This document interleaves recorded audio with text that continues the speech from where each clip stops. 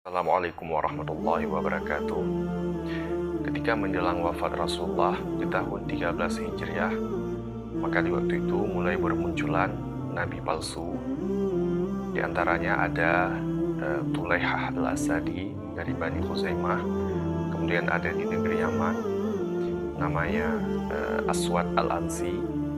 Kemudian ada yang dari Bani Huzaifah di Yamamah namanya Musailamah al-Kadzab. Maka yang akan kita bicarakan hari ini adalah Musailamah al-Kadzab. Bahwa Musailamah al-Kadzab dia sudah muncul semenjak Nabi itu masih ada. Dia bukan muncul setelah Nabi tiada. Ketika Nabi mengetahui tentang Musailamah, maka Nabi mengirimkan sepucuk surat untuk Musailamah. Lalu dalam suratnya Nabi mengatakan bahwa Musailamah al-Kadzab, bahwa yang mengatakan al-Kadzab itu Rasulullah, Nabi Muhammad sendiri dalam suratnya. Kemudian Nabi memanggil seorang sahabat yang bernama Nahar ar-Rajal. Wahai Nahar, kemari, tolong antarkan surat saya kepada Musailamah dan katakan kepada pengikutnya bahwa Musailamah adalah pembohong. Dia bukan seorang nabi. Kemudian pergilah Nahar ar-Rajal ke negeri Yamamah. Lalu sesampainya di negeri Yamamah, maksud hati Nahar memberikan surat kepada Musailamah, tetapi tidak jadi. Sebelum dia memberikan surat itu kepada Musailamah, Nahar ar-Rajal sudah duluan terpengaruh dengan ajakan rayuan Musailamah. Musailamah tahu betul ini Nahar, dia orang yang pintar, ahli ilmu. Dia belajar langsung pada Rasulullah di Madinah bersama para sahabat-sahabat yang lain. Dia menawarkan jabatannya, wahai Nahar, jika engkau mau bergabung dengan kami, maka engkau akan saya janjikan jabatan seperti tangan kanan saya. Bahwa tangan kanan ini adalah orang yang sangat dekat. Dan dia sepakat dengan Musailamah. Kemudian Musailamah meminta kepada Nahar, Nahar, tolong kamu deklarasikan kepada orang banyak bahwa saya sudah diangkat oleh Nabi menjadi Nabi 26. Katakan pada mereka, karena suaramu akan lebih didengarkan. Dan keesokan harinya Nahar ar-Rajal keluar. Kemudian dia mendeklarasikan kepada masyarakat Yamamah yang bahwa Musailamah al-Kadzab adalah seorang nabi. Dia nabi yang diutus oleh Allah. Kemudian dia nabi ke-26 dan dia mendapatkan izin dari Nabi Muhammad SAW. Seketika setelah Nahar ar-Rajal mengeluarkan kalimat itu, 50.000 orang di negeri Yamamah dalam sekejap murtad. Bayangkan, seorang ahli ilmu kalau dia tidak berbicara tepat pada sasarannya, maka ini akan menyesatkan orang lain. Maka tak jarang sekarang ini orang yang berkata-kata yang berbohong, walaupun dia tahu itu adalah kebohongan, hanya untuk mendapatkan sebutir jabatan dari penguasa. Na'udzubillah min dzalik. Maka ini adalah model-model Nahar ar-Rajal. Ini sudah ada dulu di masa Nabi. Dan perlu kita tahu bahwa sebelum Nahar datang, Musailamah al-Kadzab tidak banyak pengikut. Karena dia bukan siapa-siapa, dia hanya seorang Yamamah, dia seorang dari Bani Huzaifah. Tetapi Naharlah yang menyebab dia itu menjadi besar dan mempunyai pengikut yang luar biasa.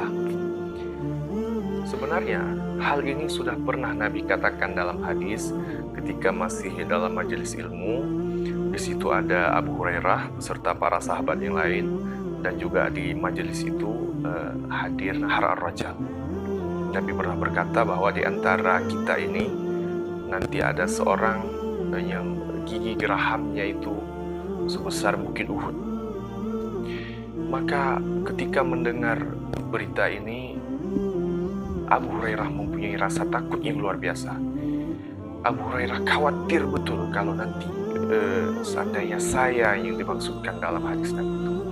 Kemudian Abu Hurairah mencatat satu persatu sahabat yang hadir di majelis itu, dan Abu Hurairah mengamati bahwa satu persatu orang yang ada dalam catatannya itu wafat, dan wafatnya itu semuanya dalam keadaan husnul khatimah, yaitu wafat dengan syahid. Dan setelah yang lain wafat, tinggallah Abu Hurairah dengan Nahar Ar-Rajal. Maka Abu Hurairah dihantui rasa takut yang luar biasa. Jangan-jangan saya yang dimaksudkan dalam hadis Nabi itu. Kemudian ketika Rasulullah sudah wafat, kekhalifahan dipimpin oleh Abu Bakar Siddiq. Lalu Abu Bakar mengirimkan pasukan dipimpin oleh Ikrimah bin Abu Jahal menuju Yamamah untuk memerangi pasukan murtad di Musailamah Al-Kadzab. Kemudian karena kekurangan pasukan, luar biasa, pasukan Musailamah Al-Kadzab itu 40.000 orang pasukan. Dan karena Abu Bakar tahu ini tidak ada sebanding, lalu Abu Bakar Siddiq mengirim pasukan tambahan di bawah pimpinan Khalid bin Walid. Dan ketika perang itu terjadi, perang Yamamah itu terjadi, disitulah terbunuh Nahar Ar-Rajal, dan juga terbunuh Musailamah Al-Kadzab oleh seorang yang dulunya pernah membunuh orang mulia, yaitu Wahsy Al-Habasyi. Wahsy Al-Habasyi dahulu dia pernah membunuh Hamzah, paman Rasulullah, Hamzah bin Abdul Muthalib, di perang Uhud. Kemudian dia masuk Islam, dia bertobat, dan dulunya dia membunuh orang yang sangat mulia, tetapi hari ini dia membunuh orang yang sangat hina.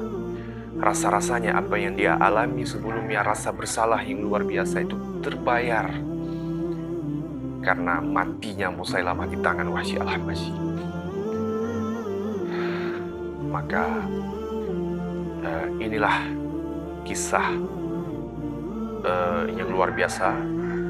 Kita hari ini berilmu, kita hari ini di pesantren, kemudian kita hari ini salat baik-baik, tinggal dengan orang Islam. Ini belum ada jaminan bahwa kita akan selamat iman kita nanti.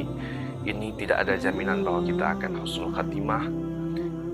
Maka selalu berdoa. Banyak sekali orang yang akhirnya itu tergelincir. Awalnya baik, kita tahu bahwa dulunya juga ada kisah Syekh Bal'an yang dia sudah bisa terbang. Jangankan Syekh Bal'an, muridnya saja sudah bisa terbang ke awan, apalagi Syekh Bal'annya. Tetapi akhir hayat Syekh Bal'an dalam keadaan su'ul khatimah. Maka kita jangan sombong dulu. Yang hari ini kita merasa diri kita baik, belum tentu pada akhirnya kita baik. Dan orang yang kita lihat hari ini sangat tidak baik hidupnya, belum tentu pada akhirnya dia tidak baik. Boleh jadi dia diberikan hidayah oleh Allah, dan dalam waktu sekejap dia baik, kita yang dulunya baik menjadi tidak baik. Na'udzubillah min dzalik. Kita berlindung dari Allah dari godaan syaitan yang terkutuk. Sampai di sini dulu. Kalau kalian merasa bermanfaat dengan nonton video ini, jangan lupa subscribe, komen, like, and share. Assalamualaikum warahmatullahi wabarakatuh.